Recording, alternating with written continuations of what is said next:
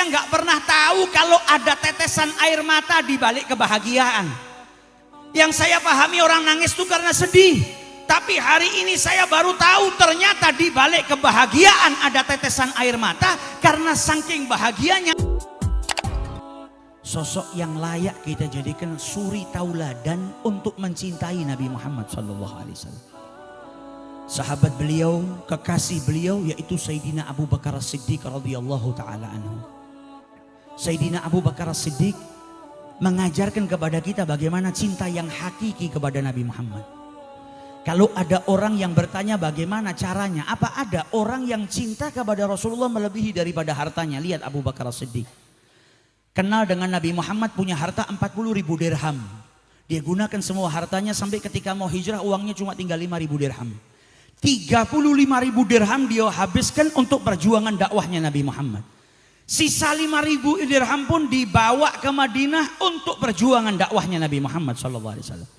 Kadang ada orang yang bertanya apakah ada orang yang cinta kepada Nabi Muhammad melebihi daripada kecintaannya kepada orang tuanya. Lihat Abu Bakar As-Siddiq yang cintanya kepada Nabi Muhammad melebihi daripada kecintaannya kepada orang tuanya. Yang bertanya adakah sosok yang cinta kepada Nabi Muhammad melebihi daripada cintanya kepada dirinya sendiri. Lihat Abu Bakar As-Siddiq. Nabi ketika dihinakan oleh orang-orang kafir di Mekah, beliau diangkat, didudukan, ditarik pakaiannya. Putrinya Fatimah menangis melihat orang-orang kafir yang menghinakan ayahnya. Abu Bakar dari jauh seperti serigala yang lari masuk ke kerumunan orang kafir Quraisy untuk menyelamatkan Nabi Muhammad SAW. Dipukul dia oleh orang kafir. Uqbah bin Abi Mu'id dengan sandalnya yang terbuat dari kayu dan ada paku di dalamnya, dia pukulkan ke wajah Abu Bakar Siddiq berkali-kali sampai beliau jatuh pingsan. Diriwayatkan saat itu beliau terluka dan hampir meninggal dunia. Wajahnya nggak nampak, berlumuran darah, tubuhnya bengkak, dibawa pulang ke rumahnya dalam keadaan tidak sadar. Ibunya menangis. Dan tak lama kemudian beliau menggerakkan matanya, ibunya bahagia, ayahnya bahagia. Ketika buka mata yang pertama kali yang ditanya oleh Abu Bakar, ma fa'ala bi Rasulillah. Bagaimana keadaan Nabi Muhammad? Apa yang dilakukan sama orang-orang kafir tadi saat saya pingsan? Bagaimana keadaan beliau? Ibunya berkata, Abu Bakar, yang membuat engkau seperti ini adalah sahabatmu Muhammad. Kenapa yang engkau tanyakan adalah Muhammad? Minumlah sedikit, makanlah sedikit supaya kesehatanmu memulih. Apa kata Abu Bakar As-Siddiq? Demi Allah, tidak ada yang masuk ke dalam perutku sebelum aku tahu kabarnya Nabi Muhammad SAW. Bisakah orang mencintai seperti itu? Bisa. Na'udzubillah, semoga tidak terjadi pada kita. Kalau ada seorang ayah yang naik sepeda motor dengan anaknya, kemudian dengan takdir Allah Subhanahu wa ta'ala kecelakaan, dua-duanya masuk rumah sakit. Maka bisa dipastikan ketika ayah sadar dari pingsannya, yang pertama kali ditanya adalah bagaimana keadaan anak saya. Dia nggak mungkin tanya kepada perawat bagaimana keadaan saya, adakah yang patah, yang retak, yang fatal. Karena dia tahu ketika kecelakaan bersama dengan anaknya, pertama kali dia sadar yang ditanya pasti anaknya.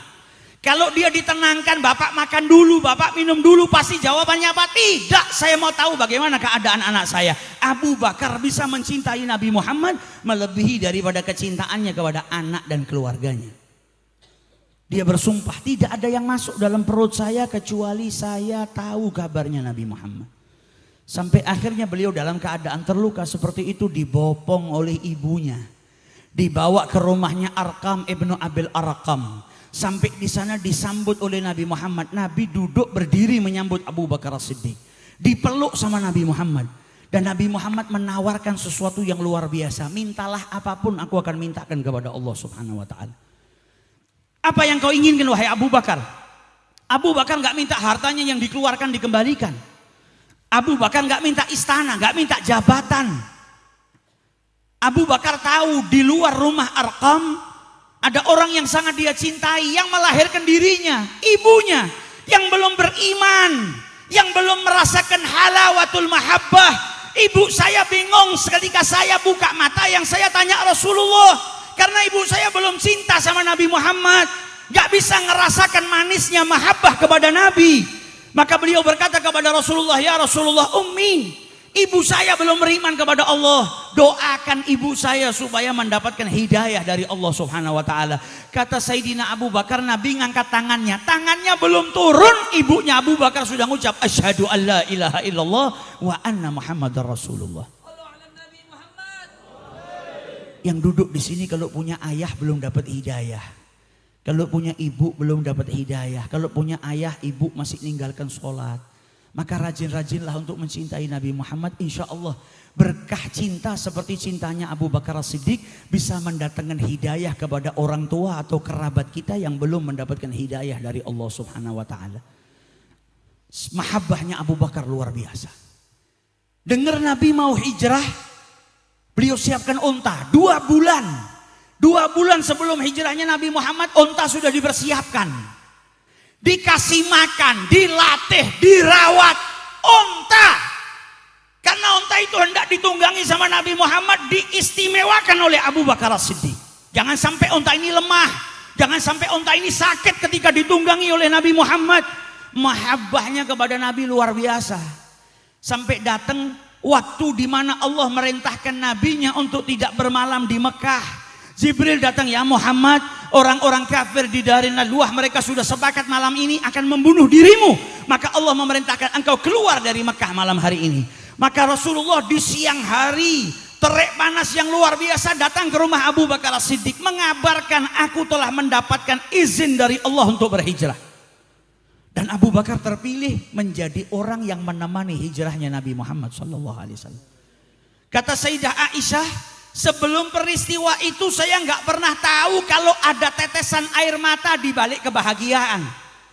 Yang saya pahami orang nangis itu karena sedih. Tapi hari ini saya baru tahu ternyata di balik kebahagiaan ada tetesan air mata. Karena saking bahagianya ayah saya terpilih menjadi orang yang mendampingi Nabi Muhammad. Beliau meneteskan air mata bukan karena sedih tapi bahagia. Padahal kalau kita pikir pakai logika, perjalanan hijrah itu bukan perjalanan yang mudah. Para sahabat Nabi berkorban untuk membuktikan cintanya. Hijrah itu bukan pindah dari Solo ke Kediri atau dari Kediri ke Solo. Tapi saat itu mereka dikekang. Mereka dibantai. Mereka disakiti. Sebelum hijrah mereka diboikot 3 tahun lamanya di Syekh Abdul Muttalib. Tidak sedikit sahabat Nabi yang meninggal dunia. Tidak sedikit dari para sahabat Nabi yang makan dedaunan kering. Turun perintah hijrah itu pun pengorbanan. Ketika diperintahkan hijrah, para sahabat Nabi ninggalkan rumahnya, ninggalkan hartanya. Bukan terus mereka jual rumahnya terlebih dahulu, jual perkebunannya terlebih dahulu. Tidak. Mereka tinggalkan itu semua. Dan diambil paksa oleh orang-orang kafir Quraisy. Nabi Muhammad akhirnya dapat izin dari Allah Subhanahu wa taala untuk berhijrah. Abu Bakar terpilih menjadi orang yang menemani Nabi Muhammad sallallahu alaihi wasallam. Dan Abu Bakar faham perjalanan tersebut adalah perjalanan yang penuh dengan bahaya. Karena Nabi Muhammad dikejar sama orang kafir Quraisy. Sahabatnya saja keluar, yang ketangkep di penjara, disiksa. Bagaimana kalau saya keluar dengan Nabi Muhammad? Ini yang paling bahaya. Ada rintangan di depan mata, ada bahaya. Harusnya orang takut, tapi Abu Bakar malah bahagia. Tantangan, rintangan, bahaya buat Abu Bakar itu semuanya sirna. Yang terpenting bareng dengan Nabi Muhammad SAW. Ini cinta, gak penting mau saya nanti dihadang, ada musuh, ada tantangan, ada rintangan, buat saya gak penting. Yang penting apa? Saya menemani Nabi Muhammad SAW. Datang waktu malam Nabi keluar dari rumahnya. Orang-orang kafir Quraisy sudah sepakat. Setiap suku menyerahkan satu anak muda bawa sebilah pedang. Nabi Muhammad biasanya ba'dal isya tidur istirahat. Nanti jam 3, jam 2 malam bangun pergi ke Ka'bah sholat di sana. Maka ketika Muhammad di tengah malam bangun keluar dari rumahnya, pedang ini kita sabetkan bersama-sama ke tubuh Muhammad. Dan kalau sampai dia mati, Bani Hashim mau menuntut kita tidak bisa. Karena nggak tahu pedangnya siapa yang bunuh Muhammad. Karena kita menyabetkannya bersama-sama. Mereka sudah atur strategi. Tapi Allah punya strategi yang lebih hebat daripada strategi manusia. Mereka sudah tidur di siang hari, sudah kenyang, siap-siap untuk bunuh Nabi Muhammad. Baru jaga rumahnya Nabi sebentar, mereka sudah tertimpa kantuk. Tertidur, Nabi keluar dari rumahnya nggak ada yang lihat. Bahkan Nabi sempat ngambil tanah, Nabi letakkan di kepalanya orang-orang kafir itu satu persatu, sambil membaca wa ja'alna min baini aidihim saddan wa min khalfihim saddan fa aghshaynahum fahum la yubsirun. Gak ada yang ngelihat Nabi, gak ada yang sadar. Sampai Abu Jahal itu ketika bangun dari tidurnya ketemu orang Arab yang lewat, ditanya, kalian ini ngapa pada tidur di sini? Saya nunggu Muhammad, mau bunuh Muhammad. Apa jawab orang yang lewat tadi? Khibtum wa khasirtum laqad kharaja li hajatihi. Kalian ini rugi, Muhammad sudah keluar memenuhi hajatnya dan kalian gak tahu.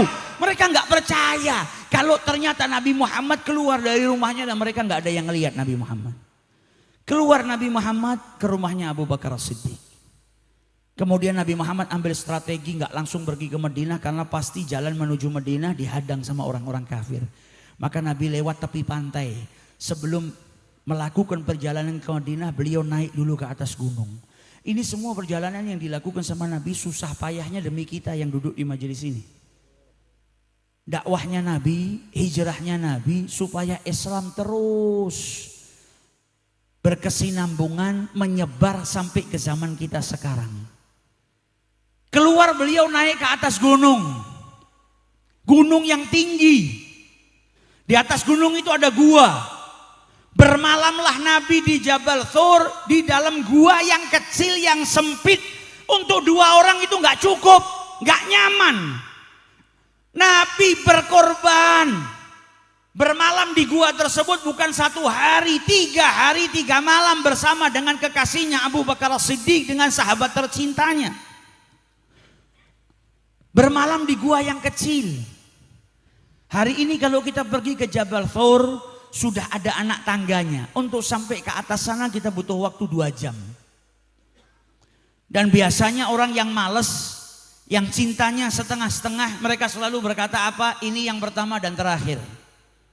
Karena saking dahsyatnya naik ke atas sana. Tapi bagi para pecinta, kalau kita sampai ke sana dan berziarah ke sana, kita akan dapatin orang-orang tua yang mereka naik ke atas gunung tersebut. Ini gunung tadinya nggak dikenal. Bangsa Arab gak ada yang naik ke Jabal Thur. Tapi gunung ini sampai hari ini diziarahin karena apa? Pernah diinjak dan ditempati oleh Nabi Muhammad SAW. Madinah dulu siapa yang mau ke Madinah? Orang Arab dulu kalau pergi ke Madinah cuma beli kurma, tamru yathrib. Selain daripada itu gak ada yang mau tinggal di Madinah. Tapi ketika Madinah menjadi tempat hijrahnya Nabi Muhammad, ditinggali sama Nabi Muhammad, hari ini 1400 tahun sudah Nabi Muhammad meninggal dunia. Sampai hari ini Mekah dan Madinah menjadi 2 kota yang paling banyak pengunjungnya. Karena 2 kota tersebut pernah ditempati oleh Nabi Muhammad SAW. Gunung tersebut juga kalau bukan karena Nabi Muhammad gak ada yang naik. Wa ma hubbud diyar syaghafna qalbi walakin hubbu man sakanad diyara. Bukan Jabal Thurnya yang mulia, tapi yang pernah tinggal di Jabal Thur, yang pernah tinggal di Gua Thur, orang yang mulia yang menjadikan kita cinta kepada gunung tersebut. Madinah dulu bahkan kota yang penuh dengan penyakit. Syekh Aun Al-Qadumi pernah menyebutkan ada salah seorang yang menulis disertasi doktornya tentang kota Madinah sebelum Nabi Muhammad. Dalam penelitiannya dia menyebutkan Madinah itu dulu banyak virusnya, banyak bakterinya, bahkan banyak orang yang wafat karena penyakit malaria. Dan ayahnya Nabi Muhammad ketika singgah ke Madinah kena virus malaria dan beliau meninggal dunia. Gak ada yang mau masuk ke Madinah, tapi ketika Madinah dijadi tempat tinggalnya Nabi Muhammad, sampai hari ini Madinah penuh orang berkunjung ke Madinah. Bukan hanya Madinah saja. Orang-orang yang cinta sama Nabi Muhammad kalau tinggal di satu kota, bahkan kalau sudah meninggal dunia, kotanya dikunjungin banyak orang. Berkat apa? Berkat kecintaan orang tersebut kepada Rasulullah SAW.